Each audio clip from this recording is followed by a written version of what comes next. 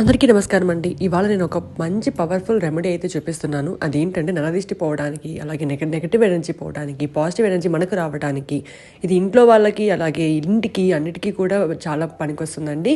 దీనిని చాలా సింపుల్ అండి. మన కిచెన్‌లో ఉన్న వాటిలతోనే చేయవచ్చు. ఇదేమిటంటే ఒక లెమన్ అనేది తీసుకోవాలి. అది కూడా నీట్‌గా ఎక్కడ కుళ్ళిపోకుండా తీసుకోవాలి. దాన్ని 2గా చేసి ఒక భాగాన్ని కుంకుమతో, ఇంకొక భాగాన్ని పసుపుతో మొత్తం ఎక్కడా కూడా మనకి వైట్‌గా లేకుండా అప్లై చేసుకోవాలి. ఆ తర్వాత కల్లుప్పు అండి.